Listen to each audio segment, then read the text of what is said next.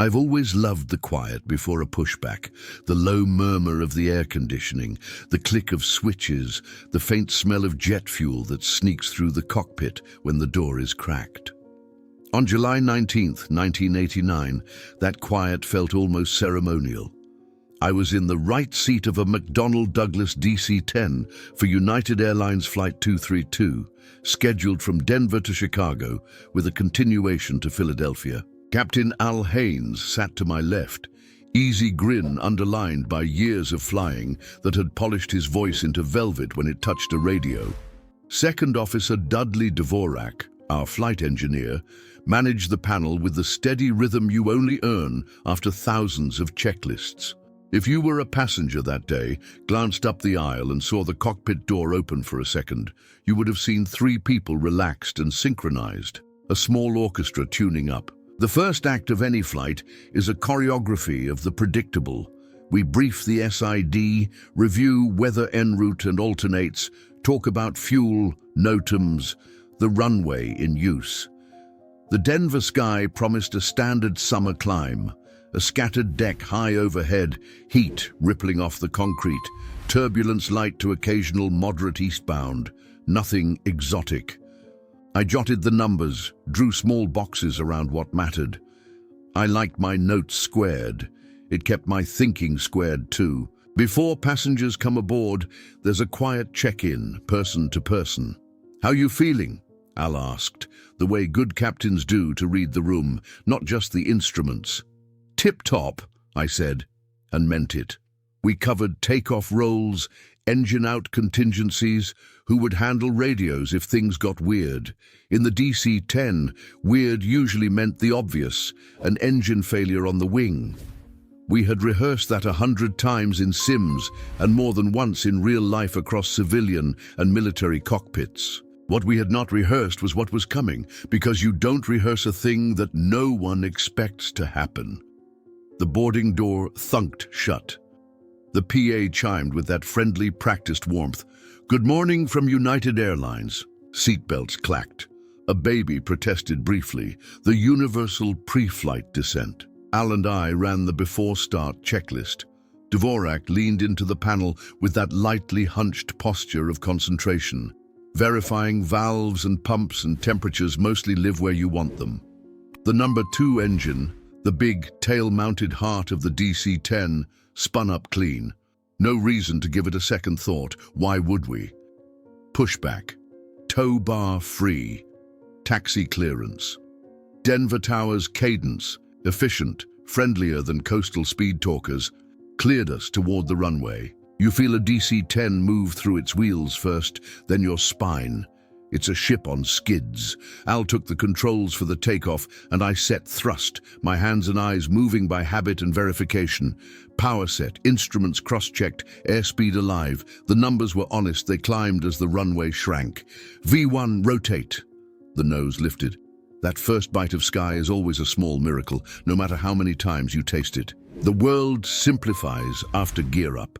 Pitch, power, configuration, call-outs. We climbed east into a horizon that promised schedules kept and connections made. I worked the radios, nudging us between sectors, while Al flew with that almost casual precision of long practice. Dvorak kept the engines in their greenhouses. Light chop here and there, the big airplane shrugged it off like a strong man walking through tall grass. What most people don't see, what this story's about, is the hum of small decisions before any event makes a headline. The 1,000 quiet judgments and calibrations that define whether you're merely riding a machine or truly managing a flight. Al's hand would hover a tick longer than necessary on a trim wheel, as if listening with fingertips. I would glance twice at a cross-check, not because I doubted the first glance, but because that second glance is part of a pact among pilots. My eyes for yours, your eyes for mine, Dvorak's hands knitting the two into one organism. We briefed our arrival into Chicago O'Hare early. It's a busy sky wherever you cut it, and brief early, brief often is how you keep ahead. Nothing unusual, a likely vector to a downwind, speeds to fit into the conga line. I remember a flash of Midwestern farmland far below, Geometry drawn by a patient god with a ruler, and thinking about lunch at the gate, maybe catching up on messages during the turn. Somewhere between the routine and the ordinary, my brain filed away a micro-oddity, a faint vibration I couldn't quite place. If you asked me then, I would have shrugged it off as the kind of sympathetic tremor you get when the atmosphere has layers and the airframe rides through them like a bow across strings. The DC-10 was sturdy. It told you about the air in its own language. I made a note to watch it, the way you watch a cloud on the edge of a radar scope that might fatten or might dissolve. Crew resource management is an elegant phrase for something very human: respect, curiosity, and the courage to speak up. We practiced it even when nothing demanded it. "You seeing the same on the number 2? I asked lightly. Dvorak leaned, scanned. Numbers were steady, EGT where it should be, N1, N2 aligned.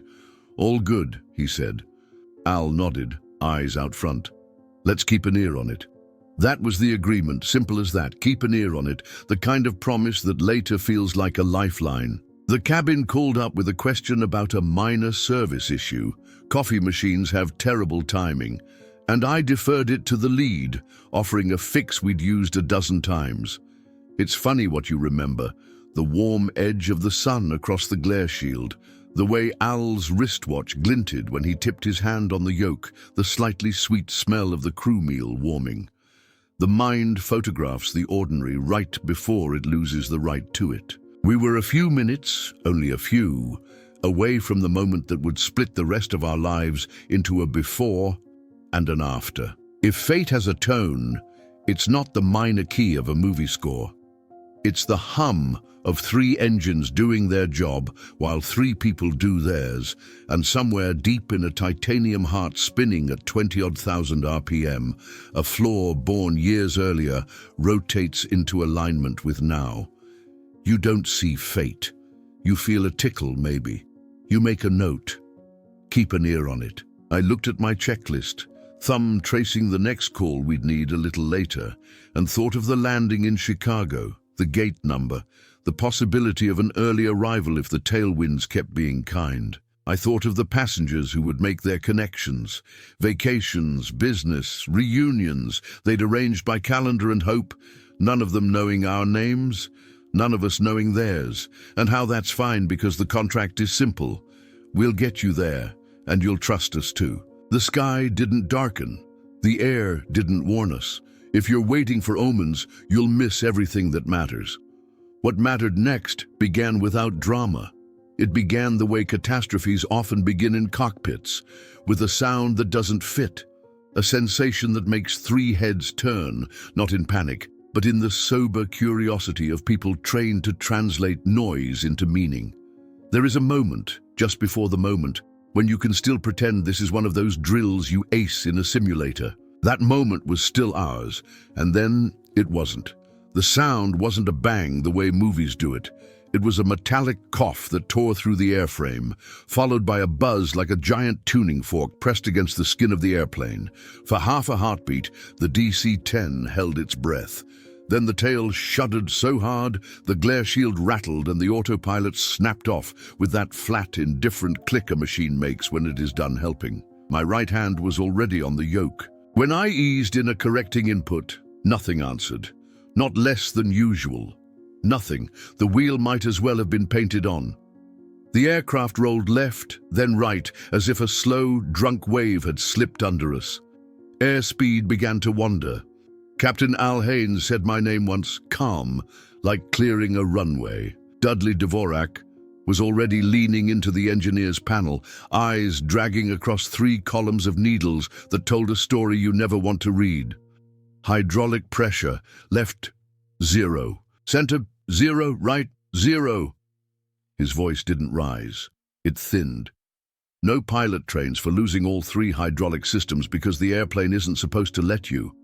The DC-10's lifeblood, pressurized fluid, turns your hands and feet into thousands of pounds of muscle at the control surfaces. Without it, you are a puppet whose strings have been cut. The yoke felt light like a lie. The pedals under my shoes might as well have been bolted to the floor. I took a breath because breath is the only checklist that always works. Uncommanded roll, I said, to make it real and shared.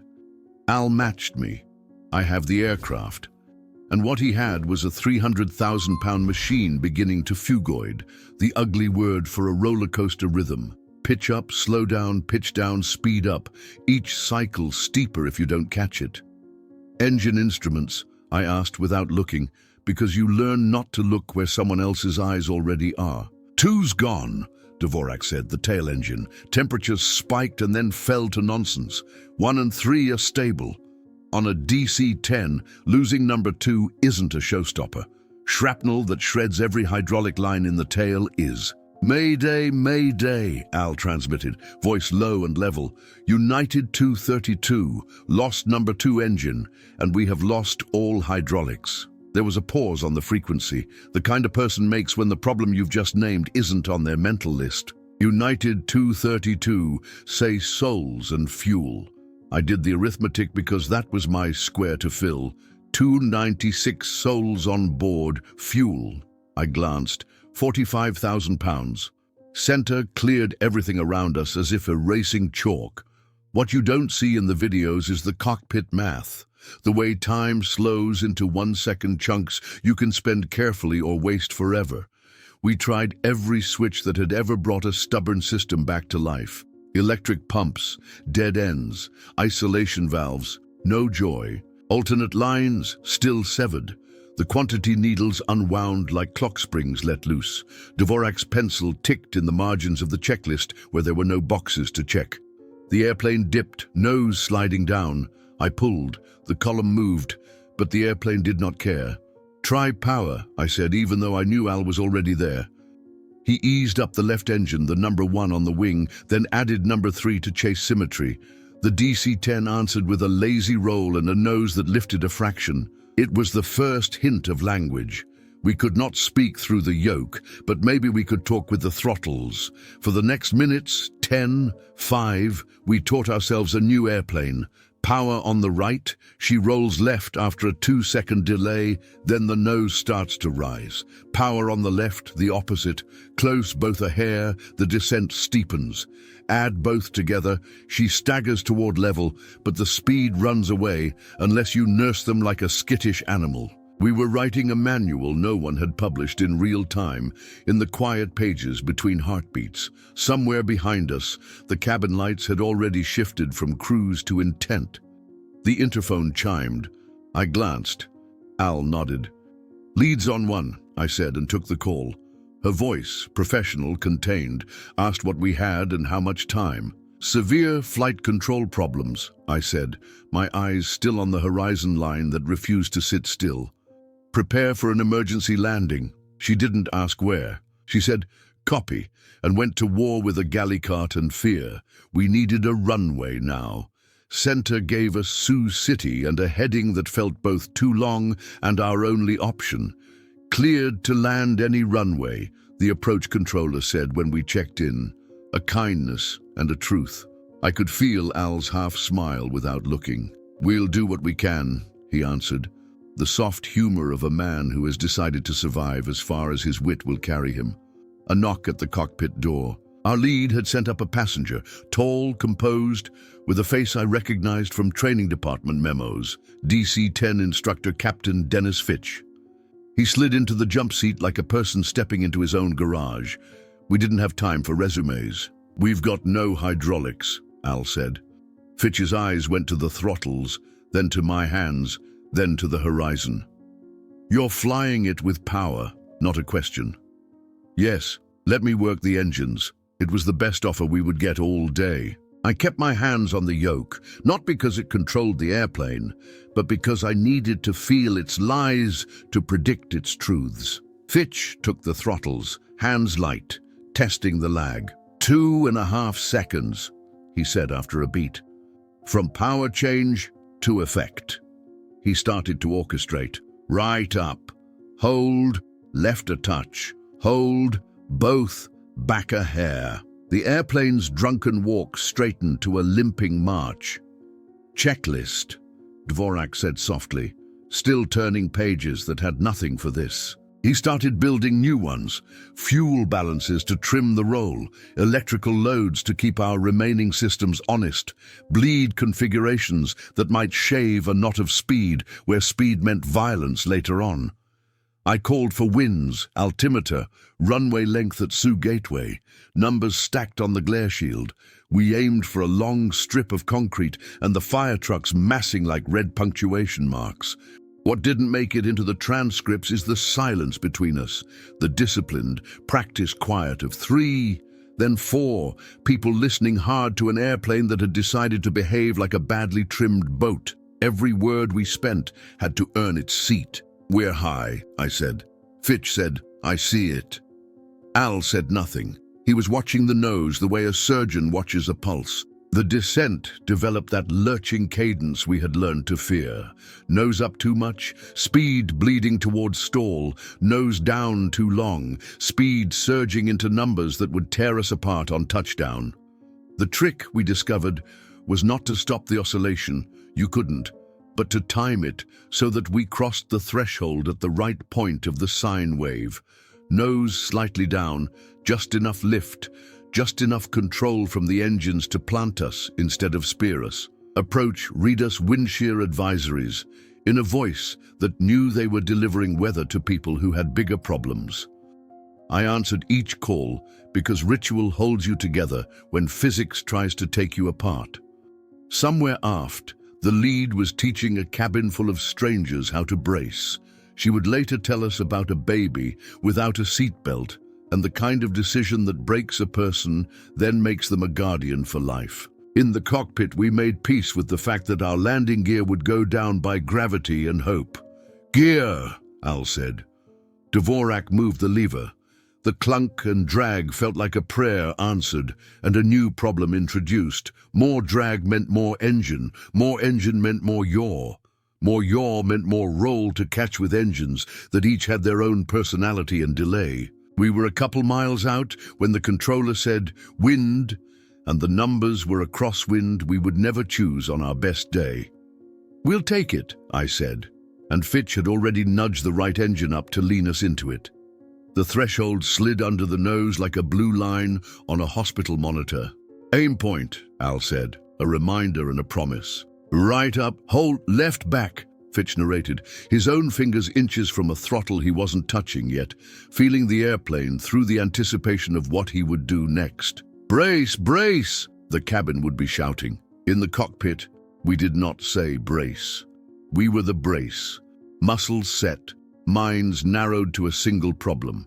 Arrive together at the ground rather than meeting it in pieces out of phase with each other. The yoke was still in my hands because some part of me refused to let go of the idea that if I held it right, the airplane would remember it was supposed to listen. At 500 feet, the phugoid dipped the wrong way, nose down, speed spiking. Right back," Fitch said, rolling power off number 3 to stop the right wing from dropping as he fed gentle strength into number 1. The nose answered late, sluggish. "Come on," Al murmured. Not to us, to her. The ground rushed. "Whatever runway you see," approach had told us. We saw the idea of one, concrete, then grass, then trucks. We were committed to the wave we were riding. One more breath, one more micro-correction. Engines spoke. The nose shifted a degree that mattered. That was the last full thought before the world became noise and metal and gravity remembering our names. Impact is not one sound. It's a conversation between metal and earth conducted too fast for grammar. The first touch was the right main catching, then the right wing dropping harder than we'd bargained for. The nose yawed, the horizon went crooked. Dennis Fitch was already nursing the left power back, right up a hair, his last clean input in a world about to dissolve into physics. The DC-10 hit, skipped, and then pivoted, a half-turn that ripped the right wing, dumping fuel that found ignition the way dry grass finds flame in July. The cockpit lunged left, dug in, and we rolled. Not a full 360, more a violent tumble that turned up into a suggestion. The instruments didn't so much fail as become irrelevant. Needles went past pegs and stopped meaning anything. The glare shield tried to occupy the same space as my chest. The yoke slammed against my hands as if suddenly remembering it had muscles again, too late to matter. Harness bite, shoulder jam, a white roar, and the kind of dust that tastes like drywall and pennies. When we stopped, the world didn't. Pieces still moved, loose panels ticking down, a gash of flame on the right that sang instead of burned. We were sideways, the cockpit twisted, windows crazed into spiderwebs that let in a square of blue and a smell like a refinery on fire. I checked myself in the graceless way you do after a wreck. Hands, legs, can I breathe? Then reached toward the captain's side. Al? My voice sounded wrong in my own head, like a recording played at the wrong speed. I'm here, Captain Haynes said, tight and close. The man could make calm out of shrapnel. His left hand was still hooked in the yoke, as if he'd kept flying through the crash out of sheer stubbornness. He winced, then made himself look at me, then past me. Dudley?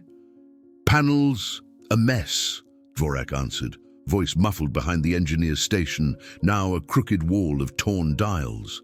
He coughed, then added, I'm okay. The word okay had a new definition. Alive and not on fire. Dennis? I called. He beat. Then, with you, Fitch's head appeared from where the jump seat had jackknifed. Blood at the hairline, eyes clear and focused.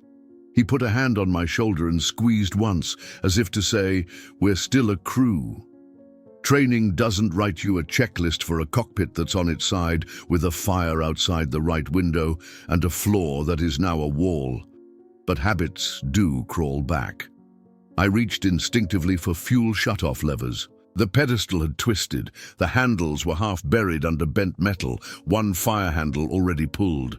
Dvorak's work during the tumble, muscle memory executing past the noise. Electrical batteries off. I got one switch, the other was bent but not broken, and Fitch leaned across and killed it. The radios had died mid-scream. The squibs, if any were left, had probably already fired when the wing tore. You don't stop a fire that big with chemistry, you outpace it or you get away from it. Cabin? Al asked. The word landed like a prayer. We had no interphone, no PA, no windows into what mattered most. Rescues rolling, I said automatically, though what I had were flashes through spidered glass. Red, white, a foam cannon arcing, black smoke blowing low in the crosswind. Egress, Fitch said, scanning for an exit like he'd rehearsed this exact geometry. On a DC-10, the cockpit has a roof hatch. But our roof was not quite the roof anymore, and the handle sat above us at a stupid angle. He reached up, braced a foot against a torn rib of metal, and heaved. The hatch's latch complained, then yielded an inch. Heat pressed in from the right, the kind that doesn't burn skin yet, but threatens. Dvorak wriggled loose from his belts with the gracelessness we all had, and started handing up whatever we'd need next. A crash axe, a glare shield panel to wedge the hatch. We worked like people who had promised one another, months ago and in another world, to move as one when the lights went out. No one raised their voice. The only profanity was metal against metal. My hands shook only when they were idle, so I kept them busy, cutting a cable that had strung itself through the hatch hinge, clearing the debris around Al's knees so he could twist free. The air was hot and filled with particulate that made you cough if you tried to breathe too much at once. We've got fire on the right, I said, narrating for each other as if words were life vests. Copy, Al answered, already delegating with his tone. You first, he ordered, and meant all of us in whatever order physics would allow. He would not be last out of heroism, but out of habit. Captains have an old captain's superstition about ships and order. Fitch got the hatch the rest of the way. A triangle of August snapped open, a blue slice, air cooler by a degree that felt like mercy. Outside, closer now, the Sioux City firefighters formed an orange and black procession, hosing arcs of white that drifted over us like artificial weather. One of them saw our faces in the hole and pointed. Another shifted a rig. Foam redirected to make a corridor that wasn't on any airport diagram. Go, Fitch said to me. I planted a foot on a bent section of glare shield, pressed my shoulder under the hatch edge, and pushed up into light. The world outside was too bright after the cockpit's brown dust. A pair of arms in turnout gear grabbed my wrists with that professional gentleness of people who lug bodies for a living and pulled me into full day. I rolled onto hot concrete, or what was left of it, pocked with gouges where our belly had skipped, and turned back. "Two more," I shouted. Hands went down. Dvorak emerged next, then Fitch, both blinking like cave divers. Al's turn. The angle in the cockpit had shifted, the nose had settled another inch. He tried to stand, and his leg gave. He swallowed it, made a joke about being clumsy, and reached up. Two firefighters, a paramedic, and I made a human block and tackle, hauling a captain through a roof like we were berthing him into the wrong room. We stumbled together to a line the firefighters had painted with foam to mark a safe standoff from the wreck. The right side of the DC-10 was a running flame front, the left a torn open ribcage. The tail we'd trusted all our professional lives was lying in the grass, like a monument knocked over by a storm. Out on the field beyond the runway, parts of the airplane had made their own decisions. Seats, a cart, a torn oval of fuselage that had come to rest upright like a miracle and a threat at the same time. "Ambulance is inbound," someone said in a voice that had seen too much. My ears rang. In the ring, a smaller sound found me. A whistle, high and relentless. It was the oxygen system somewhere, venting to a sky that didn't need it. For a ridiculous second, I wanted to silence it more than the fire, because the fire was honest and the whistle was bad manners. We answered questions we could answer, souls, fuel, hazardous materials, and told the ones we couldn't with shrugs no one took personally. A woman in a yellow vest with a clipboard asked our names, and I had to think for a beat, the way you do when you wake up in a hotel and forget the floor. "Pilots," I said, which seemed to satisfy her. A paramedic tried to sit me down. I stayed up until Al sat, and then I sat because hierarchy is muscle memory too. The radios in a nearby crash truck were alive with numbers we did not yet want to own. "We've got survivors walking," someone reported. Surprise jammed into the relief. Another voice, careful, gave a count that hung in the air without sticking. I didn't chase it. I studied the rectangle of runway we'd never actually reached and the angle we'd carried to the ground, replaying the last 20 seconds over and over like a bad training tape you keep backing up because you're sure there's a different input you could try if the laws would just bend. A firefighter crouched in front of us and said, "You boys flew the hell out of that airplane." It was a kindness and an indictment, and I nodded once because any more would have been a mistake. Later I would learn the numbers and the names, and Sioux City would become more than a place on a map. We would walk hospital hallways we didn't know we'd been building our whole careers, stop at doors, read faces, try to answer questions that have no grammar. But right then, inside the bubble of foam and heat, the only thing I knew for sure was this: the unseen minutes inside a cockpit are not secret in the way people think. They are ordinary work done stubbornly, repeated until they make a bridge that holds just long enough for strangers to get across. Al's hand found my shoulder. "We're still a crew," he said. It wasn't congratulation. It was a reminder to stand up straight in a world suddenly full of stretchers. Behind us, the remains of the DC-10 hissed like a giant putting out its own cigarette. Ahead of us, Siouxland's first responders moved with the crisp choreography of a team that had trained for a day they hoped would never come. We didn't yet know how many we had lost or saved. We only knew that something had held, thin as a wire, strong as a promise, between those last throttle inputs and this patch of ground. The whistle finally stopped. Hospitals turned time into jelly. It stretches around beeps and blood work and the ritual of people asking you to rate pain like it's a thing that can be scored. Sioux City gave us the best of itself in those hours. Nurses with voices like ballast, surgeons who walked toward what burned. Between scans and splints and questions about when I'd last eaten, I kept hearing engines, phantom spools that weren't there, like my inner ear had decided to keep flying without the rest of me. The NTSB got to us quickly, polite, precise, apologetic about the timing, and relentless about the details. One of them, a former pilot, spoke our language. He didn't ask if we were okay. He asked, "Can you talk?" We could. They set a small recorder on the tray table beside my bed, its red light, an invitation and a warning. We started from the top. What the world would later see, still frames of fire, diagrams of hydraulic lines cut by shrapnel, animations of a fan disc cracked open like a geode, began here as verbs. Check, saw, called, pulled, set. We walked the investigators through Denver. The weather, the fuel, the first faint vibration that felt like a mosquito against the skin of the airplane. I said the line I kept coming back to, the one I didn't realize mattered until it did. Keep an ear on it. The investigator nodded like a teacher filing away a thesis topic. They asked about the moment, not the crash, not yet, but the breath between the cough of metal and the thing we named out loud. No hydraulics. How did we know? How many seconds? What did our hands do while our minds caught up? I told them about the dead yoke, the pedals that turned into furniture, the needles unwinding like they'd given up their day jobs. I told them how Al said my name once, how that, more than the dials, reset the room. He made the cockpit small again. Dudley made it a lab.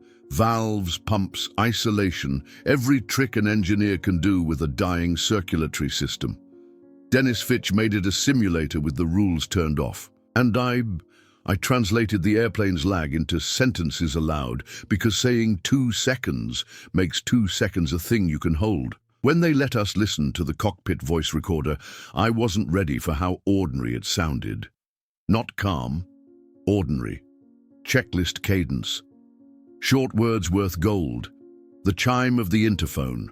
The soft slur of a switch guard clicking open.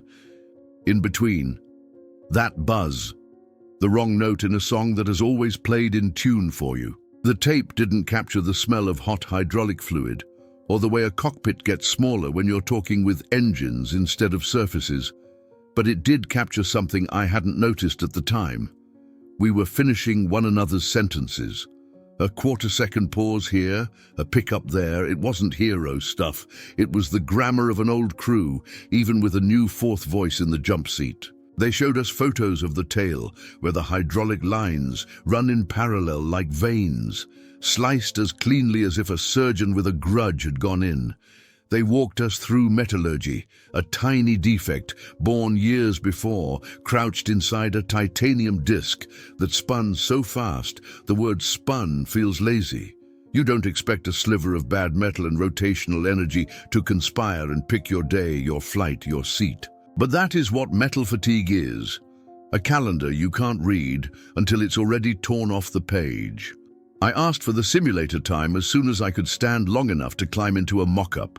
The DC-10 sim wore a different livery, but the bones were the same.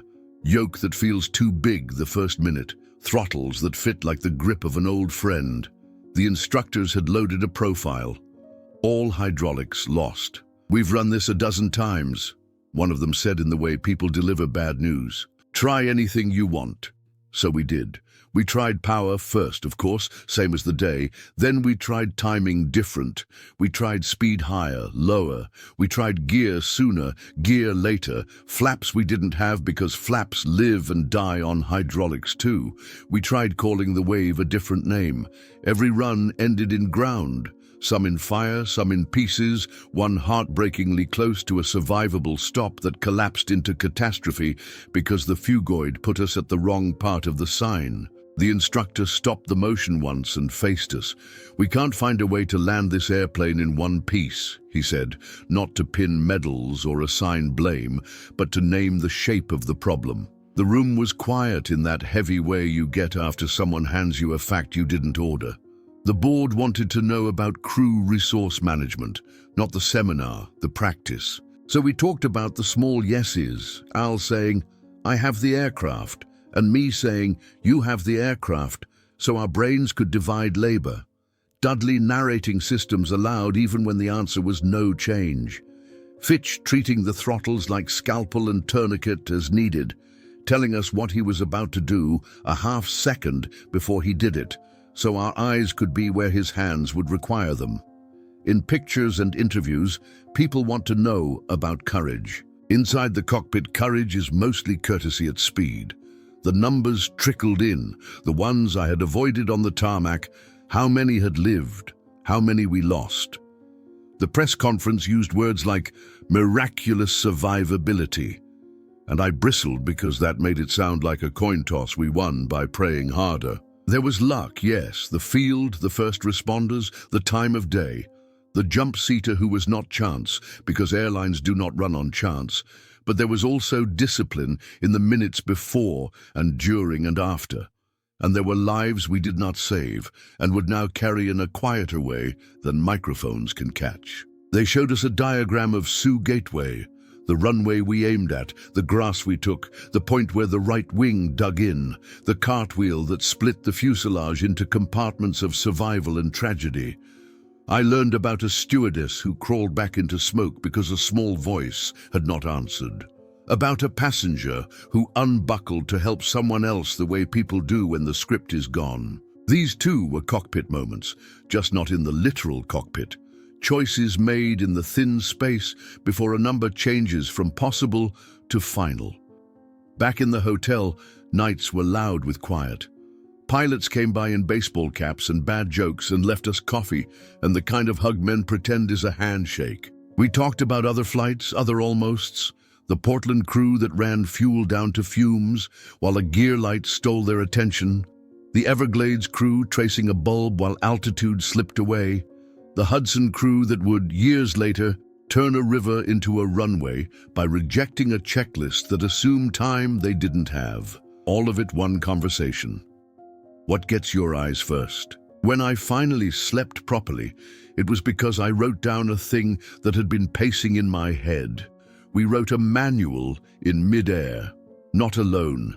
Not because we were special, because the airplane demanded a language we hadn't been taught, and we answered in the short words crews use when there isn't any time for poetry. If there is a lesson people can use who never touch a yoke, it is this: practice your yeses. Decide in advance who you will be when something breaks. Train the courtesies into your bones, so when your hands are doing math, your mouth can still say, "I see it," and you've got it. Weeks later, in a sterile room where the temperature is set for metal rather than people, I stood over the half-moon of a broken disc. Its edge looked like torn bread. A metallurgist with patient eyes showed me the map of striations. Each one a day the crack grew a whisper in a place where we needed it to hold forever. I put a finger on the smooth side, the part that had never touched air, and felt nothing, which is the point. Machines don't tell you their secrets, people do, and they do it by making time small enough to talk across. On the way out, I passed a sim bay full of motion bases in half-light, each a story waiting its turn. I thought about the passengers whose lives now run on a split timeline, before and after a Tuesday that used to be a workday. I thought about Siouxland firefighters who point to a family at a county fair and think quietly, "You're here because we moved the foam line 6 feet." I thought about a watch on a captain's wrist catching the light and a note in my book boxed off, "Keep an ear on it," and how the smallest observations sometimes become the beam a bridge needs. People ask, sometimes, what I felt when the controls went slack. The honest answer is, useful, terrified later, grateful for a lifetime. Hollow in certain halls, but in the minute that mattered, the cockpit became very small and the language very simple, and the world asked us a question that did not fit a checklist. We answered, and the answer got enough people to ground that men with hoses and women with bandages could take over. That's not a miracle, that's a chain. We were a few links, others held too. On my desk now, there's a rubber band I absently roll between finger and thumb when I brief a flight. It's a terrible metaphor and a good reminder. Tension stored is power. Too much becomes failure. Either way, you respect what you can't see. That is the cockpit's real secret. The minutes before a disaster aren't haunted. They're mundane, and that is the gift, because the mundane gives you handholds when the world tilts. You keep an ear on it. You say the short words. You make the next 1 second count. From where we sat, the cabin was a number and a promise. Souls on board, and our duty to bring as many of them as possible back to ground that wouldn't move under their feet. The door between us is thin, but in flight it might as well be a time zone. You hear chimes, not heartbeats. Only after Sioux City did I learn how much of our survival lived in the minutes the cabin owned. When we told the lead, severe flight control problems, prepare for an emergency landing, she didn't ask for symphonies. She asked for time. In our world, time comes in checklists. In hers, it comes in hands. She split the cabin like a commander dividing a map, galley, mid, aft, assigning able-bodied passengers, ABPs, to exit rows with the crisp, no-nonsense tone that cuts through denial. You can watch a room turn from audience into crew if the voice at the front is steady enough. That's what happened behind us. Ovens off, carts latched, seatbacks upright, the choreography you know by heart. Then the moves you only practice on a dull Tuesday when the airplane's parked and the fire department's bored. Shoes off, glasses stowed, ties loosened so they don't snag on oxygen lines. Belt extenders thrown into seat pockets where hands can reach without looking. The lead paced the aisle with a megaphone hooked on 2 fingers, not to shout over panic, but to prove she had another voice if the PA died. A flight attendant in the aft galley ripped open the EMK, emergency medical kit, to stage bandages, gloves, shears, where someone would be able to grab them after, if after existed. Brace positions aren't memorized by words, they're memorized by muscle. Heads down, arms braced against the seat back, feet flat, no cross at the ankle that might turn a sprain into a break. We spent years teaching that. And still, in an actual cabin with actual fear, you have to touch a shoulder, re-angle a chin, guide a pair of hands to the right place on the seat in front. That's what they did. Row by row, a litany. Heads down, stay down. Repeated until it became a metronome everyone could borrow. The cabin crew made rhythm out of chaos. Infants are the chapter everyone argues about after. Lap infants, the physics we hate. In our case, a flight attendant found a mother and a baby and did what training now writes in bold. Create a human harness, baby's head to the adult's chest, arms around, elbows locked, your own body the restraint. She said the words the mother needed to hear. I won't leave you. It's not in any manual, but it should be. We gave truth on the PA without poetry. No promises. Just coordinates and intent. Sioux City, emergency landing. It will be rough. I could feel the cabin take that truth and turn it into tasks. Shoes collected into overheads to keep aisles clean. Purses left behind despite the human urge to gather your whole life in a bag.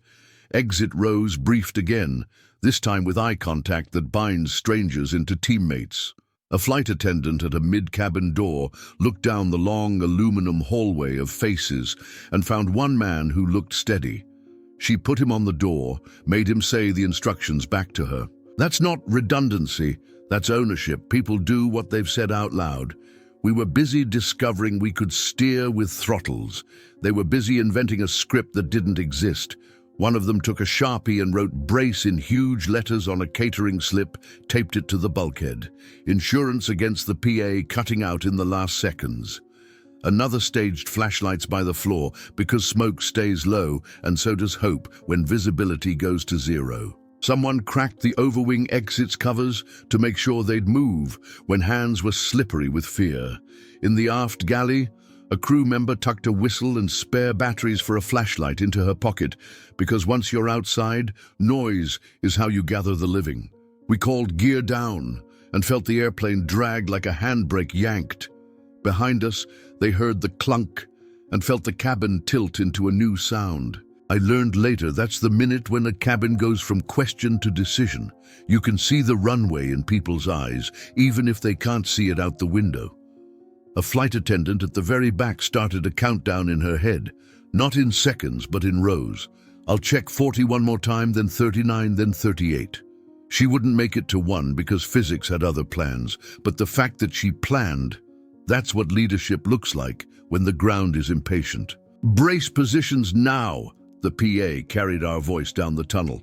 In the rows, it became a call and response. Heads down, stay down. We were at 500 feet, then 300. In the cockpit, Dennis whispered power moves to the engines like a prayer you don't want to say out loud in case you spook it. In the cabin, a father put his palm on the seat back in front of him and said, "With me," to a boy who would remember that hand longer than he would remember the impact. A stranger across the aisle reached over and checked a stranger's belt. The smallest yeses.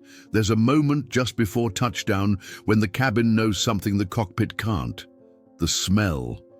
You can smell hot brakes that don't exist yet, fuel that does, the metallic ozone mood of an airplane about to become debris. We found out later that one of our flight attendants felt that shift and dropped into brace herself, only after her section did, refusing to take the position until every head in her sightline was down.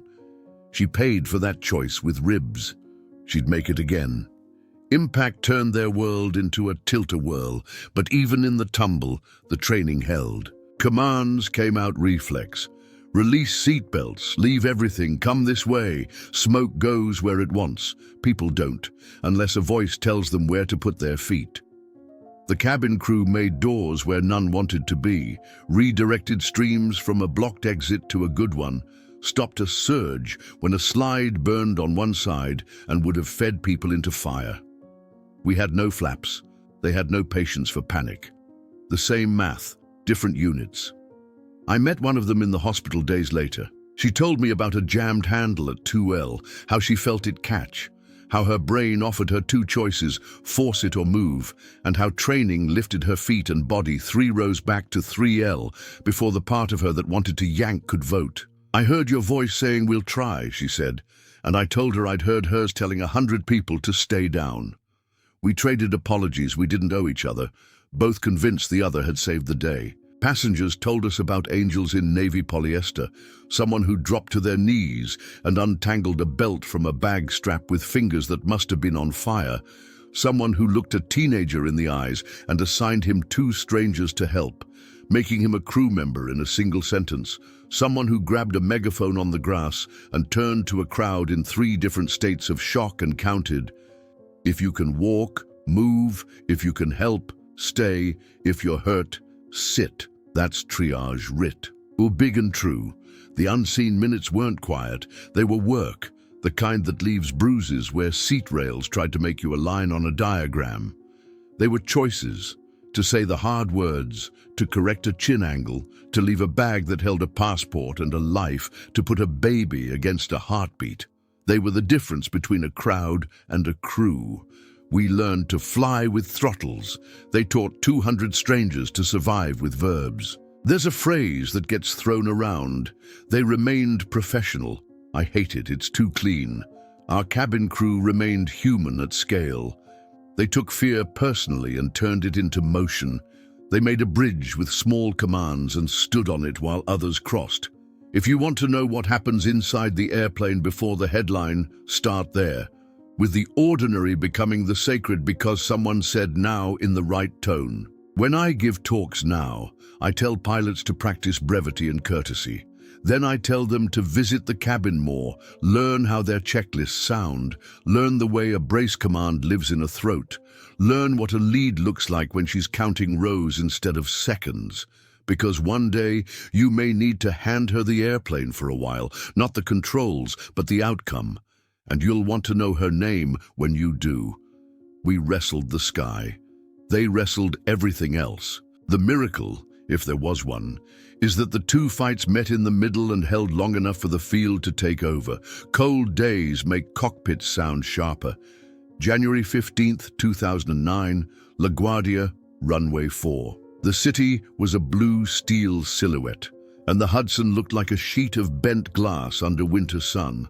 I was in the right seat of an Airbus A320 US Airways Flight 1549, cleared from New York to Charlotte. To my left sat Captain Chesley Sully Sullenberger, quiet-tuned, even when he laughs, a man who wears professionalism like a well-tailored coat. I was pilot flying that leg, new to the A320 type but not to airplanes. The odd thing about firsts is they rarely announce themselves.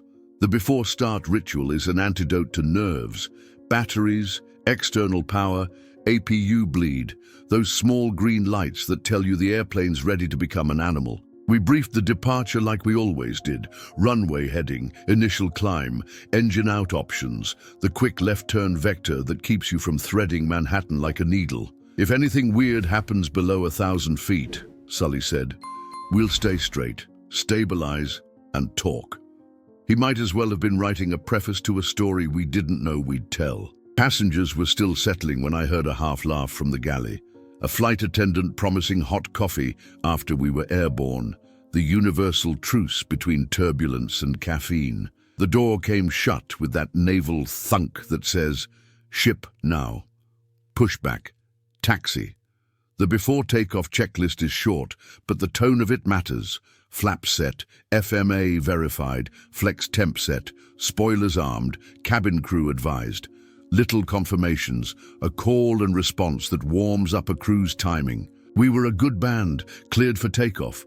The runway stitched toward us. I fed power in, felt the A320 settle into its haunches like a sprinter. "Thrust set," Sully called. "Airspeed alive. 80 knots. V1, rotate." The nose rose to that familiar 6 to 8 degree bite, and the city fell into the bottom of the windshield like a postcard we were leaving for someone else to read. "Gear up," a whisper of right rudder to keep the centerline honest in a north wind. Here is the part no headline ever mentions. The ordinary seconds before everything changes are full of tiny, useful thoughts. At 700 feet, I was already building a mental map. Where the Hudson sits as a corridor if you need a straight line. Where Teterboro hides across the river, how Newark is a left and back option if you have altitude and engines. You don't dwell, you sketch. If nothing breaks, the sketches fade. If something does, they become bridges you can sprint across. We cleaned up toward Flaps 1. Departure gave us a turn, left to a heading that would step us away from the Bronx and into the airways. The airplane was smooth, the kind of smooth that tricks you into thinking you deserve it. I remember watching the FMS Magenta line slide toward us, that promise of a computer keeping you honest, and thinking of nothing more consequential than whether the Hudson looked colder from the air than it felt when the wind cuts between buildings. The cabin chime rang once, just the lead checking in to confirm we wanted service to start at 10,000 standard. I almost answered on instinct. Sully beat me to it, a quick stand by because New York seconds are expensive, and controllers were painting our path with quick vectors. Climb and maintain. The number came through, and I set it in the altitude window like a small contract signed with 2 fingers. If fate were theatrical, it would roll in thunderheads or throw a warning light like a fist across the panel. What we got was soft, a scatter of dark shapes in the periphery, the color of Canada, geese's wrong against winter sky, and then impact like a handful of stones flung into a fan. But that is the sentence the world knows. I want to stay with the seconds before it, because this chapter is about what those seconds buy. They bought us cadence. They bought us a shared understanding that sterile cockpit is not a formality. It is a way to keep your eyes from wandering down a hallway when the door you need to find is right in front of you. They bought us a brief we'd already agreed to, what we would do and who would say what, so that when something did hit, we didn't consult our egos. We consulted our plan. People sometimes ask if I was thinking about the dual-engine failure page in the QRH as we climbed. No, you don't hold a rare failure front and center in your mind like a superstition. You hold habits, say what you see, fly what you've got, give the other set of hands room to be useful. The A320 is a tidy brain. Flight mode enunciations tell you what it thinks. If you read them out loud, you make a conversation with a machine. We read them, we always do. I'm grateful too for the small jokes that morning. The kind you toss at the edge of sterile, let's not make the 5 o'clock news today, that aren't funny until later, and then they're not jokes at all. They're an index of how human we let ourselves be while being precise. The A320 doesn't care whether you're witty, but people do, and the shape of a cockpit's mood changes how well its people trade seconds. There was a glint off the river that distracted me for a fraction, like a signal mirror in a survival manual, and I remember thinking of sailboats tied up somewhere down there, of a ferry throwing a white wake. Those thoughts are nothing and everything.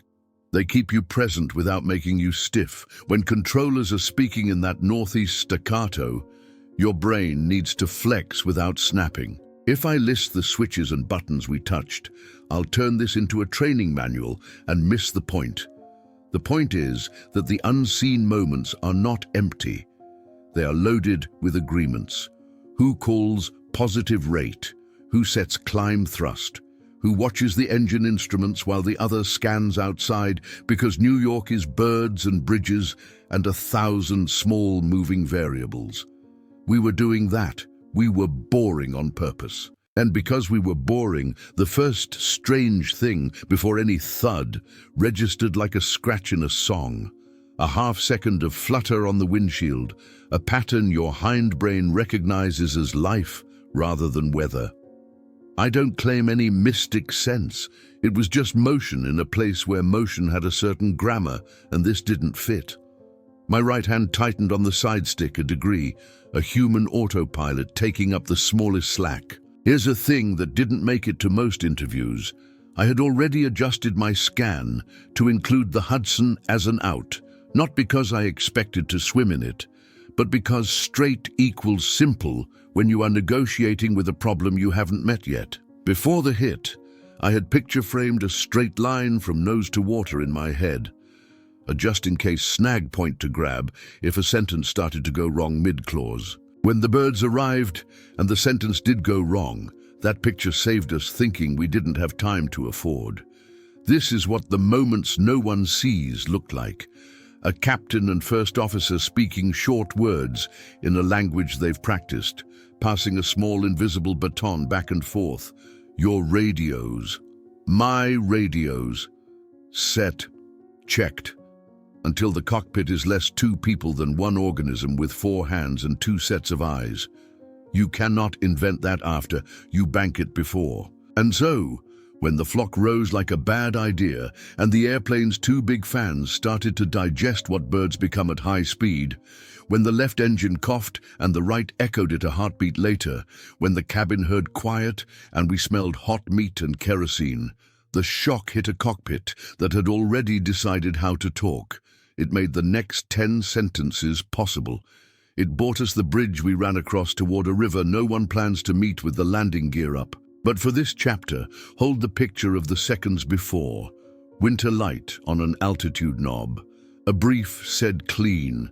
A left seat and a right seat whose courtesy has a measurable weight. A magenta line that is less route than promise. A river in the periphery that you mentally label straight. That is what inside the cockpit really means, when disaster is still just an option the world hasn't selected yet. It means boring on purpose so that in the next breath, you can do the most interesting thing anyone will ask of you and make it look inevitable. The birds are a heartbeat away. Birds don't sound like birds at 200 knots. They sound like gravel through turbines and fists on aluminum. The windscreen filled with dark bodies for a blink, a rush from below the nose and up. Then thuds, left, right, followed by a shiver through the airframe you feel in your molars. The smell arrived next, wrong and immediate. Hot meat braided with kerosene. Needles hiccuped, N11, N2 bled away like air from a tire. The buzzsaw song of 2 big fans became a hush with teeth in it. My aircraft, Sully said, calm, already moving. Your aircraft, I answered, hands sliding off the side stick and onto the QRH in my mind, because that's the trade you make when your captain needs all the bandwidth the sky will give. The ECAM sang its litany, ENG1 fail, ENG2 fail, stacking messages faster than fingers can stab at buttons. But we didn't chase chimes. We followed the sequence we'd briefed 1,000 times without ever expecting to spend it. Fly, navigate, communicate, then checklist, with a caveat.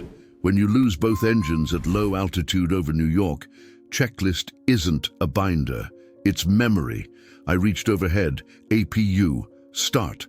The little jet in the tail is humility in button form. It buys you electrics and hydraulics when the big ones go quiet. The switch guarded, the motion automatic.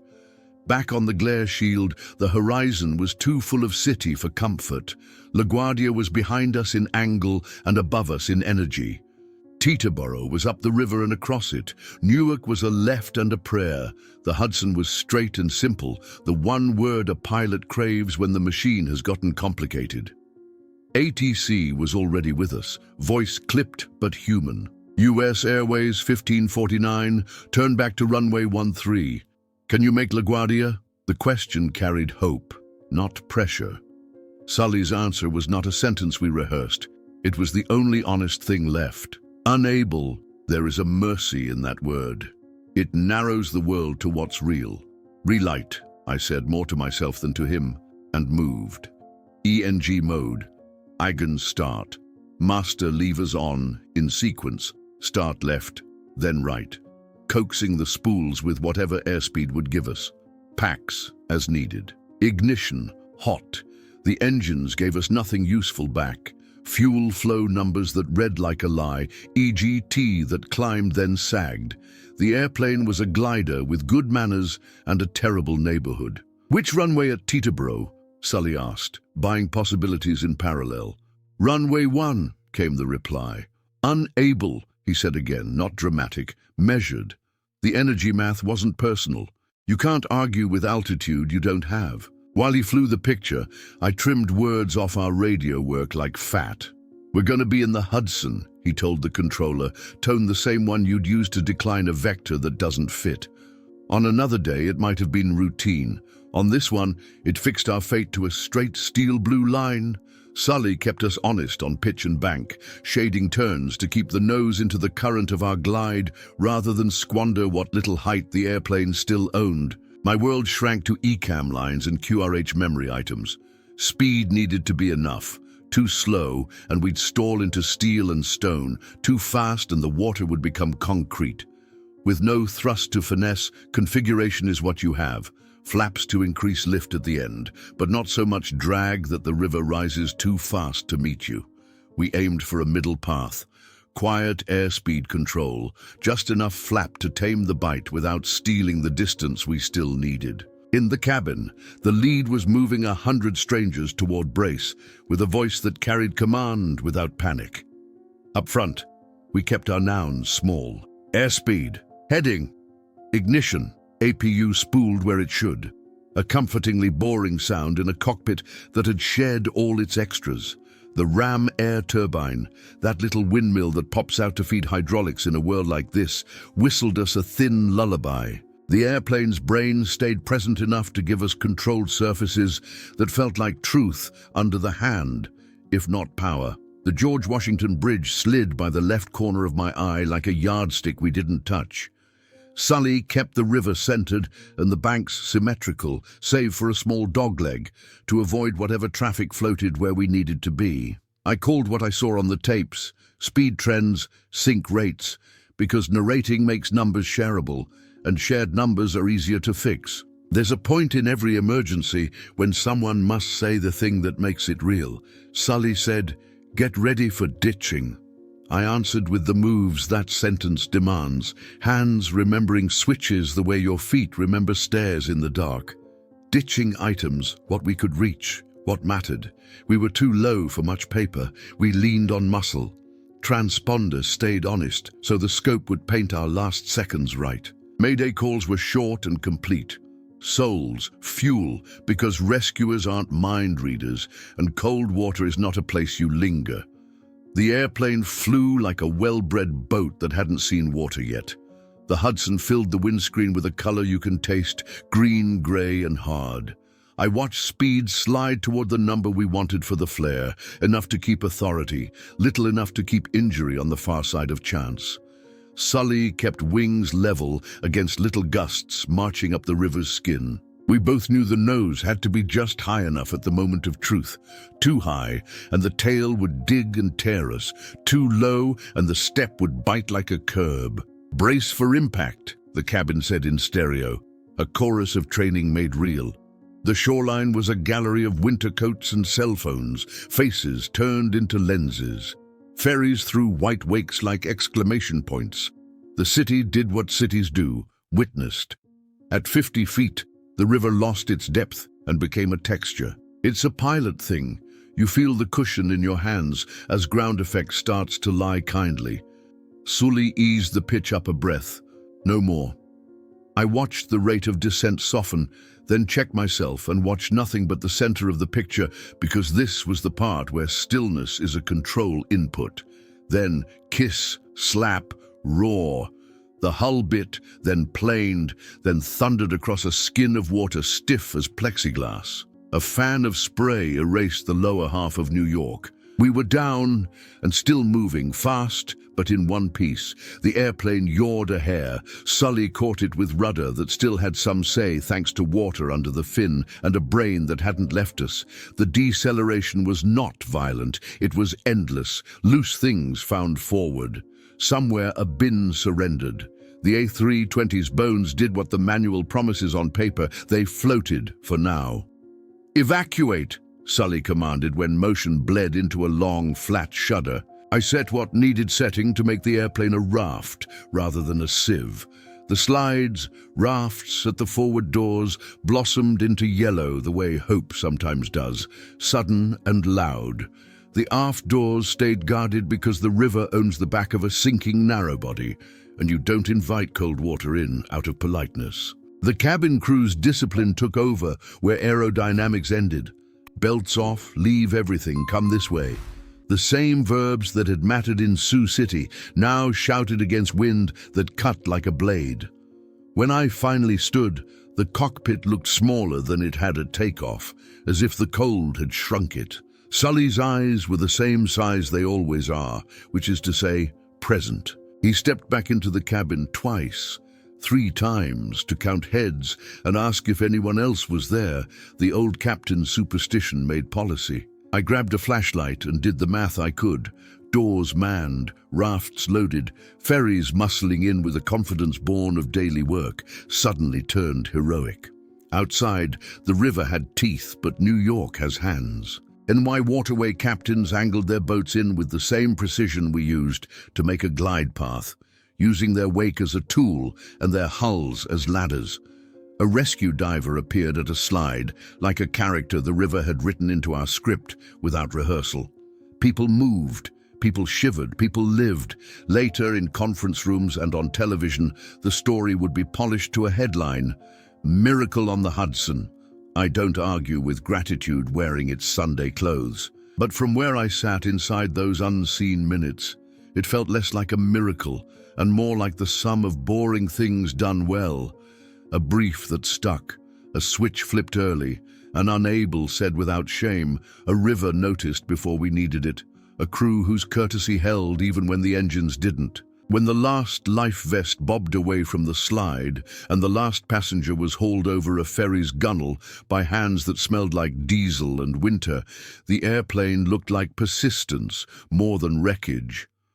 Water climbed her ankles. The city watched her settle. We had traded a runway we couldn't reach for a river that didn't want us, and we'd made it politely anyway. In the debriefs, folks asked about the checklist, what we got to, what we didn't. The truth is simple and unromantic. We did what fit.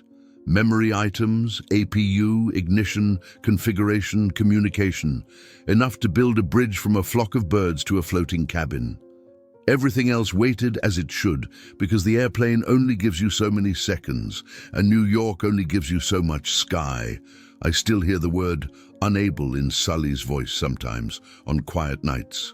Not as defeat, as definition. The world narrowed to a straight line and we took it.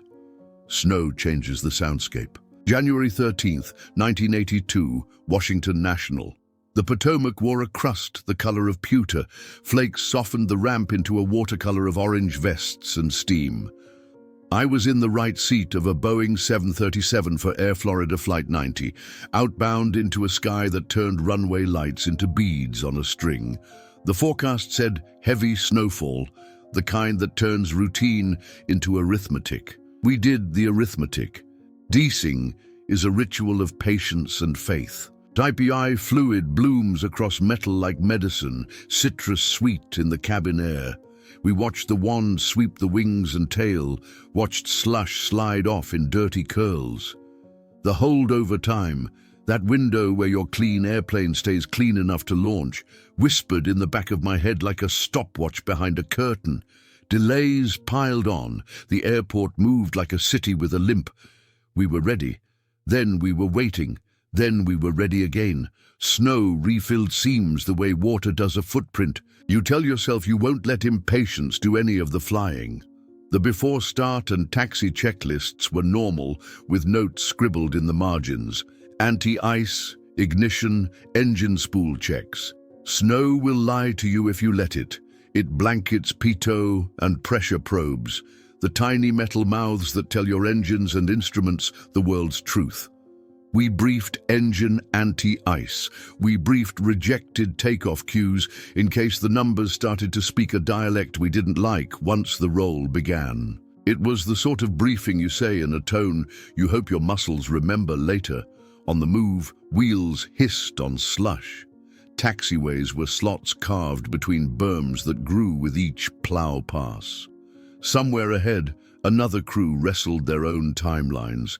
Somewhere behind, a ground unit asked us to keep it closing on a gap that wouldn't stay open. The push trucks were overbooked and the ramp crew tired. We made a choice I wish we hadn't.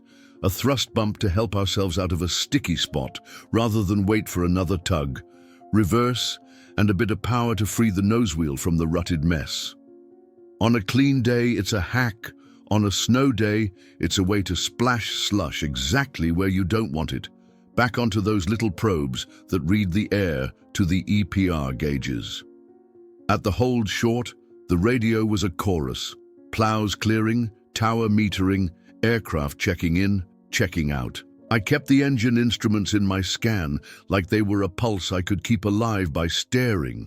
The EPR numbers were higher than my gut expected at the same N1. Snow can do that. Ice on the pressure probes fools the engines into thinking they're working harder than they are.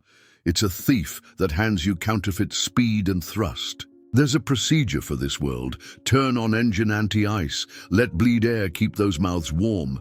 Accept the slight hit in thrust and the higher EPR target that comes with honest readings. Procedures, though, live on paper. In snow, humans live between lines. Those numbers look off, I said. Mild, because mild is how you keep conversation from becoming argument. I cross-checked like a metronome. N1, N2, EGT, each had its story. The needles agreed with themselves, but not with my winter gut. We had been de-iced. We were inside the holdover window, but windows draft in storms that won't hold still.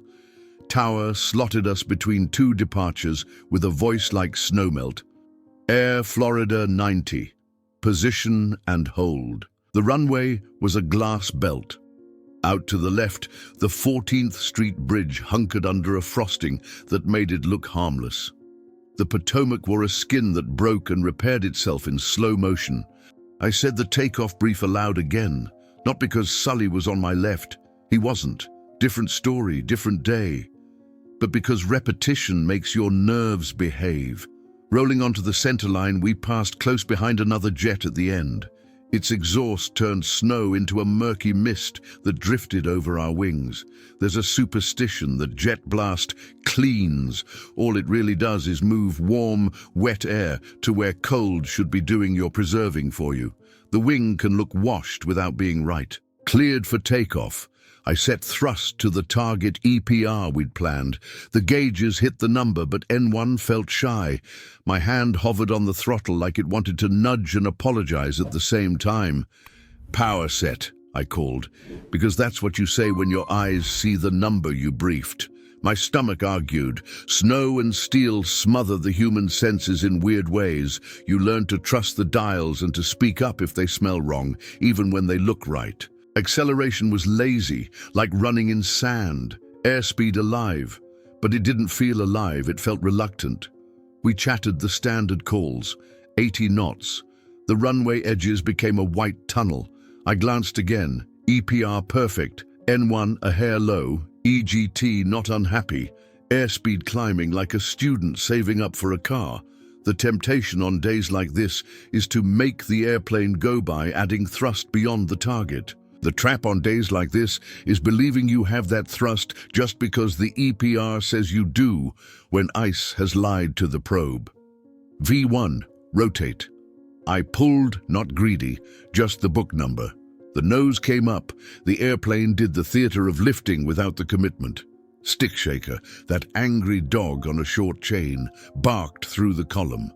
I eased pitch, waiting for energy to catch up, eyes ping-ponging between the attitude and airspeed that looked like they were in a lover's quarrel. Pusher hinted at the edge with a mean little shove.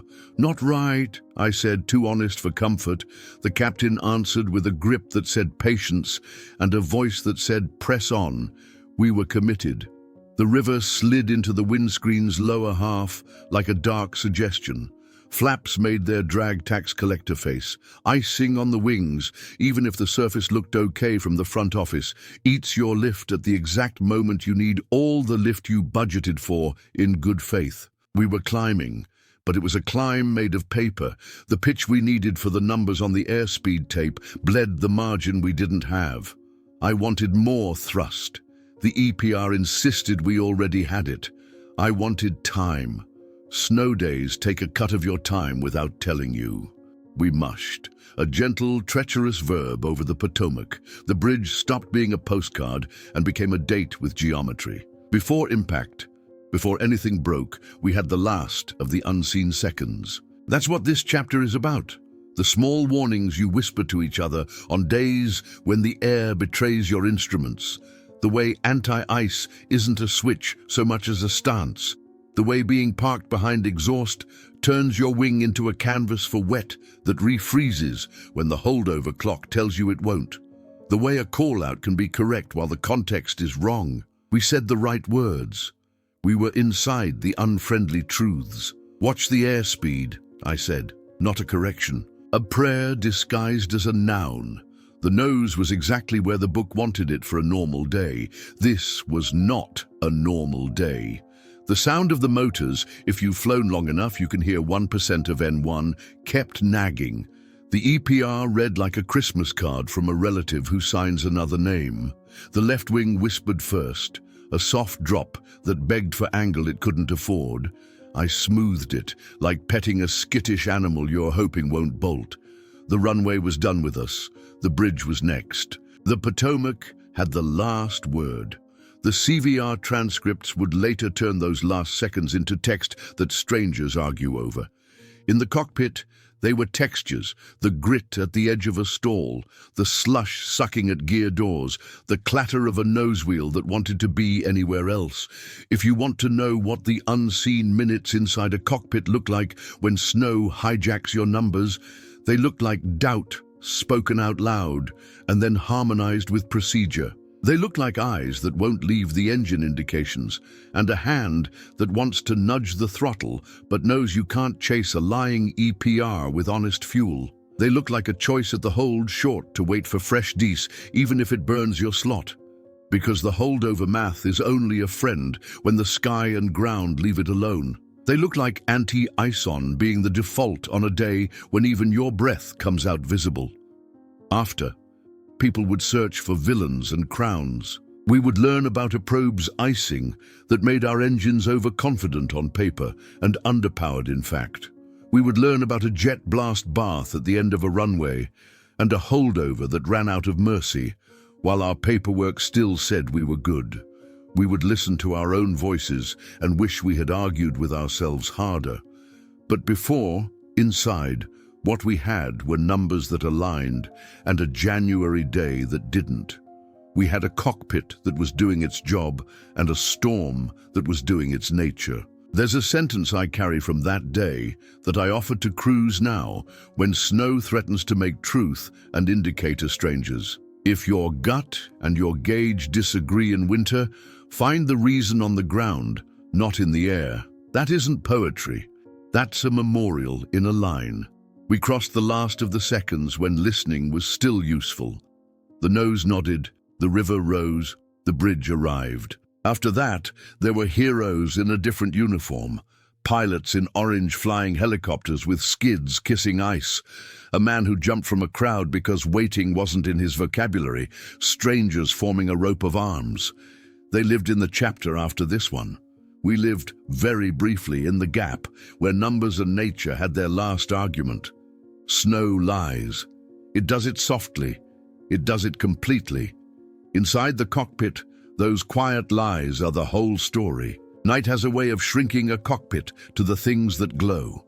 December 29th, 1972, descending toward Miami in an L-1011 TriStar, Eastern Airlines Flight 401. We were cleared to 2,000 feet while we sorted a nuisance. The nose gear down and locked. Light refused to illuminate. The gear lever did its little shake, the handle showed down, and there was no shudder or asymmetry that screams, gear problem. Just one stubborn bulb that wouldn't agree we were safe to land. If you've flown long enough, you know the psychology of a single failed confirmation. It's astonishing how a pea under the mattress can keep a crew of adults awake. We did the right first things, level at 2,000, engage autopilot, ask for vectors, brief the approach and start the QRH. The lead flight attendant called, calm voice, just checking if this meant holding or landing. We'll advise, we said, because that's what you say when you're reading a checklist and trying to hear your aircraft's pulse through a layer of aluminum and habit. The TriStar was new metal back then, with a brain that felt like science fiction. 3 hydraulic systems, redundancy stacked like armor. A cockpit that looked like someone had finally decided to make order friendly. The autopilot in alt-hold was a lullaby of small servos. Out the windows, Everglades, black sawgrass and mirror water, a faint necklace of sodium lamps toward the coast. Inside, a small circle of light that refused to be green. We pulled the panel that holds the gear annunciators. It's designed to come out so you can change a bulb without swearing at the airplane. The flight engineer, hands steady, voice flatter than his heart rate, worked the screws, eased the unit out. A burned filament looks like a hair snapped in a cruel mood. This one didn't look obviously broken. Sometimes the sleeve doesn't seat. Sometimes the contact frets. Sometimes it's just a gremlin and reseating fixes it. The engineer tried carefully not to short anything, not to drop a tiny piece into a place where tiny pieces become legends. Here's the part no diagram captures. When everyone's attention leans forward toward a 2-inch square of plastic, the rest of the cockpit gets orphaned. We knew that, so we named the distractions out loud. You have the altitude. You have the radios. You have the panel. Short words, assigned like lifelines. We were dividing a finite attention budget. ATC was kind. Take your time, Miami said, parking us in a wide left turn west of the field. A chime from the cabin, then silence when we didn't answer right away. The lead knew the tone of a cockpit that was working. We cycled the gear once, down to up to down, watching for symmetry. Drag increase, honest, lights dishonest.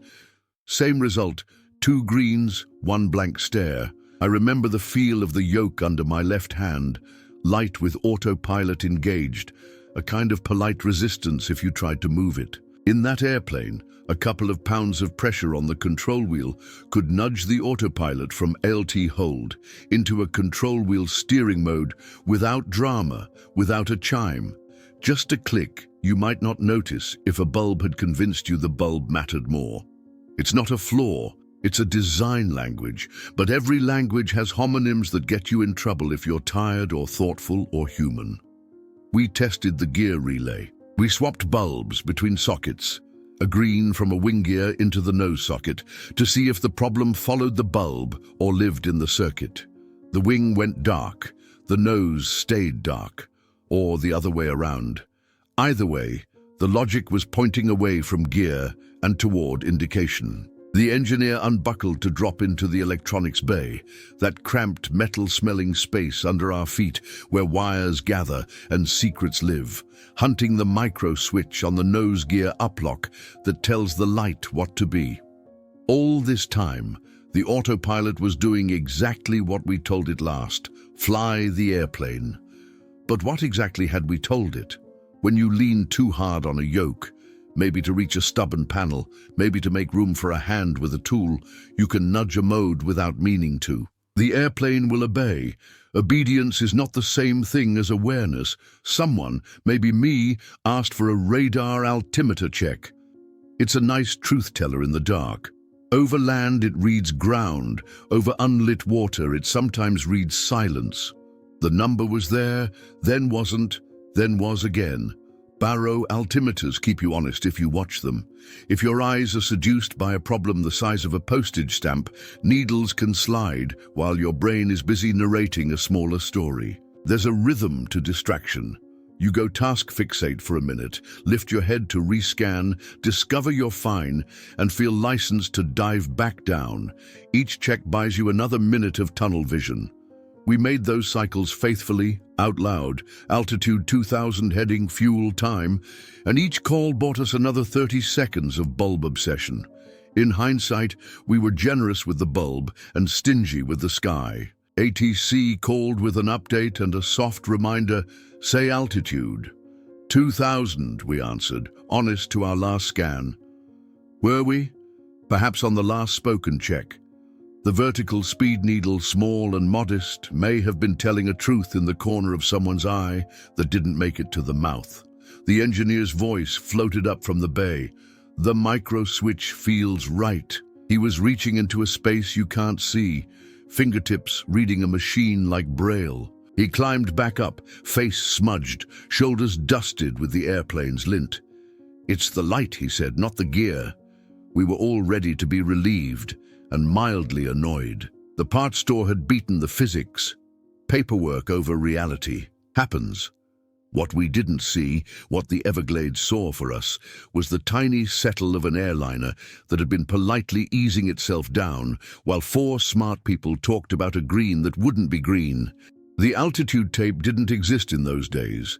You read a drum and a needle and a thing called context. Our context was a circle and a nuisance. The autopilot's context had shifted a hair because a wrist or a knee had made a request it didn't know was an accident. The descent was hundreds of feet over minutes, the kind of slide that hides in comfort. There's a sentence on the CVR that lives in my ribs even when I'm not thinking about it. A question that sounds like a joke if you don't know how black the world can be below 2,000 feet. We're still at 2,000, right? A beat. Someone checks a dial that doesn't match the memory. The brain hates being surprised by a needle. When you see the wrong number at night, there's a little lag before belief catches up, like grabbing a doorknob that isn't where it always is. We added a little pitch, the way you do when a number embarrasses you. The altitude didn't answer. The radar altimeter woke up and said the ground was not where we had left it. In the time it took to say another sentence, the windshield traded stars for texture. Sawgrass, black water. The captain's hand tightened on the yoke. My mouth formed a word that didn't get a chance to be heard. Impact in the Everglades isn't one blow, it's a violent wade. The L-1011 skated, tore, folded, metal unbuttoned. Seats decoupled from a floor that suddenly had opinions. Then silence so loud it had weight. After comes later, rescuers on airboats, flight attendants turning wreckage into aisles, survivors who will forever hear frogs when it rains. This chapter is before, and it is the shape of a lesson I never stop teaching. Small problems deserve small slices of attention, even when they dangle a green we crave. Autopilot modes are not decoration. They are contracts. Say them out loud when you touch the wheel. Make a habit of altitude call-outs on downwind, on base, on vectors to nowhere, not because ATC asked, but because gravity is always asking. What could we have done in those unseen minutes that costs almost nothing and buys the whole farm? A hard timer, every 30 seconds altimeter VSI mode. One person whose job title for the next 5 minutes is Guardian of 2000. A ruthless bias toward truth over closure. Accept that a dark light might be lying before you let it own the room. Use a spare bulb to prove the point, not your faith. And if touching the panel demands a lean, say the mode you're leaving and the mode you expect when you come back. I carry this with snow day arithmetics and flock of birds days and broken hydraulic days. We are not paid for the drama. We are paid for the boring. The minutes that never make a headline are the ones where you rescan like a religion. Look up. Touch nothing for 3 seconds. Read the room. Say what the autopilot thinks it's doing. If the number is wrong, don't negotiate with it. Fix it and then find out why. There was good luck at 401, as there often is inside bad luck. An impact in shallow water instead of rock, a temperature that didn't steal heat as fast as it could have, people in airboats who knew those miles like a backyard. There was also discipline that failed us for a handful of minutes, because a light tempted us into believing that precision about a small thing is nobler than vigilance about a big one. It isn't. Altitude is the big one. I can still feel the texture of that plastic lens in my fingers, the way it twists with a quarter turn, the ridiculous satisfaction when a bulb seats properly. I wish I didn't.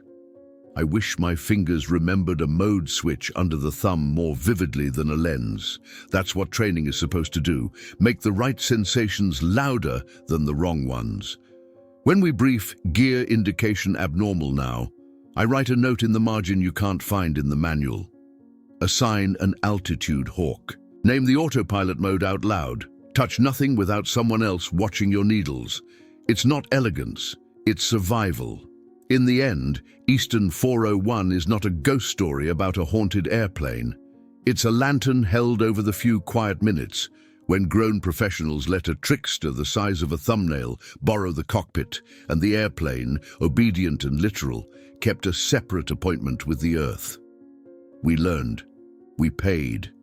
We teach. Summer weather in Texas has a sense of humor. August 2nd, 1985, descending into Dallas-Fort Worth in an L-1011 TriStar for Delta Flight 191. The sky looked like it had been stitched together by different tailors. Copper sunlight over the prairie, bruise-colored curtains of rain hanging off isolated cells, an anvil to the west that threw dry lightning with theatrical flair. We briefed what crews always brief on afternoons like that. Deviations permitted as needed, radar tilt and gain, speed additives for gusts, and the understanding that no clearance is worth flying into a thunderstorm's living room. ATIS had been a patchwork of words you measure with your skin more than your ears, lightning in the vicinity, showers, winds favoring runway 17L. Approach gave us vectors that walked us between weather like a dog weaving between legs at a barbecue. I was pilot flying. The captain monitored, his hands quiet on his lap, but his eyes loud on the radar and the window. The TriStar rides weather with the grace of a big ship, steady until it isn't, honest about the bumps. Here's what the unseen minutes look like on a convective day. Tilt down a click to clear ground clutter, gain back a touch so you don't wash out the core, then paint the sky and read it like a physician reads a chest film. Green is rain you can talk to. Yellow is rain with an attitude. Red is a room you don't enter. And black holes in the middle of red are not holes. They're attenuation, the radar's way of being blinded by its own reflection. A newcomer can mistake that dark center for a path. A tired crew can too, if they're not ruthless with their interpretation. We weren't new and we weren't tired, but convective geometry is an artist and a liar. The final to 17L ran along the eastern edge of a line of cells that looked navigable. Out the window, a verga curtain that draped the approach like theater velvet. Pretty, from a distance. Inside a mile of it, the world changes. Approach mentioned rain showers on short final, lightning north of the field, a Learjet ahead reporting heavy rain near the outer marker. No one said the word microburst yet. In 1985, the idea had moved from academia to training, but the instinct for it, how to smell it with your bones, was still being written by hard days. We held VREF plus additives as briefed. The wind on the tape hunted 20 knots like a trout in a stream, rising and falling, but the averages were friendly. The captain had the radar scaled on 10 nanometers, tilt just below the nose, to peer into the final. A scalloped bite of yellow curved across the localizer, not centered on it, but near enough to respect. The LWAS of the day was a patchwork net with holes. The controller's voice didn't yet have the script you hear now. No confident runway windshear alert, because the picture wasn't crisp. Glide slope intercept. Gear down. Flaps 33. The cabin chimed with that small bell that says the cabin is ready to trust you. We settled into the groove. This is the seduction moment in weather, when the runway sits on the far end of a tunnel, while the side walls close in with rain that still looks optional. The wipers chewed. The sound is more psychological than practical. I could see the rabbit lights stepping toward us like breadcrumbs. Then the first gift of a microburst, a headwind surge. Airspeed ticked up 15 knots without a power change. The sink rate eased. Your hands want to give back what the sky just gave. Easy on the throttles, a breath off the pitch to hold the path. Book procedures in those years didn't yet scream, "Don't chase it down," the way they do now. We trimmed the good fortune out because we were landing an airplane, not riding a roller coaster. That's fine, until the second act arrives, and it does. The downdraft came like a hand on the crown of your head. Sink rate jumped. Airspeed bled as the headwind we'd been enjoying rolled into a tailwind that stole energy like a pickpocket. The rain changed its sound on the windshield. More needle, less drum. A small tell that the curtain had gone from velvet to chainmail. "Sink rate," the radio altimeter called. With all the personality of a metronome, I added power. The engines started their spool-up story. 1,000 to 1,000. Because big fans do not jump. They persuade themselves. Here is the cruelty of microburst physics on short final. You are being shoved down by air, starved by a tailwind, and your engines answer on seconds, not instants. If you were high and fast, a go-around is the cleanest sentence in aviation. If you are low and the burst sits astride the threshold, the decision is a knife fight with geometry. "Go around," the captain called, his voice steady, buying us the one sentence that gives you permission to spend thrust like money. I pushed them up. The RB211s rolled, obedient but lagging the emergency. We pitched for attitude rather than chase a dying speed tape. The visual references went soft in rain. The wind on the tape reversed again, skittering like a lie detector pen. The airplane, loyal and heavy, tried to comply with both the glide slope you could no longer see and the commanded climb it didn't yet have the thrust to honor. In training, we talk about pitch for performance. Set the nose where the airplane will survive and let the rest of the world get over it. In life, that comes with runway and lights sliding under your nose like a promise you can't keep. A dark strip of highway off the right, 114, crept into the bottom of the windscreen, cars with headlights on like confessions. A water tank stood in a field, a quiet white thing that would later dominate photos and arguments. I could feel the stick shaker test its voice, not fully there, a murmur of where the line lived.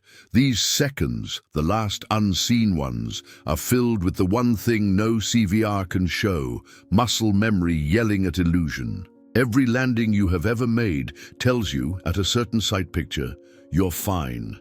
Microburst takes that sight picture and moves it down 15 degrees and steals 100 feet you believed you owned. Your eyes do not want to believe the theft. Your hands must. Push, says training you haven't had yet in that tone. Push, says the part of you that has. Lower the nose enough to keep energy in the wing even as the ground grows teeth. It is an impossible argument with your own survival instinct. We tried to split the difference, and physics is unamused by compromise. The rain went from in front of us to everywhere. The runway faded to an idea. Power was coming, you could hear it. A comforting growl 3 seconds late for a 2-second problem.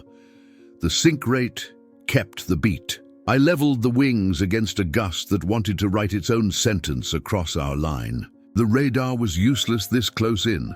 The world was now a feel thing.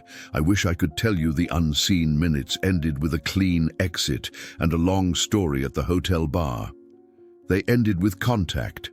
First with air so heavy it might as well have been water, then with the things men put near runways when weather is long and memory is short, asphalt, steel, structures not designed to be part of a landing. After comes fire, survival, and a grief that sticks. Before is what I can give you, a cockpit doing good work inside a physics problem that was still being named by our industry. What changed because of those minutes is the part I hold on to, so the story earns its keep. We trained windshear escape like we meant it. Toga power at the first hint, pitch to a target, ignore the sink call out if the attitude is right, don't chase airspeed, don't clean up, ride it out. We put predictive windshear on radars so the hole in the red stops seducing. We taught pilots to feel the headwind gift as a trap, not a treat, at 500 feet. We told towers and controllers how to speak the urgency. We made the go-around not an embarrassment, but a badge. If you want the truth of inside the cockpit before certain disasters, here it is. We don't meet monsters. We meet ambiguity. We do not freeze. We do arithmetic with smells and colors and tapes that hunt. We get some of it right and some of it late, and the airplane judges without malice. The price of those judgments, when they go wrong, bought better language, better tools, better habits for the crews who came after. I replay the radar picture in my head sometimes. The scalloped edge, the tempting gap, the verga that looked like velvet. And then I replay the brief. Deviations allowed, speed additives, eyes out for shear. The gap between the two is seconds. That's where we live. That's where we earn or lose the headline.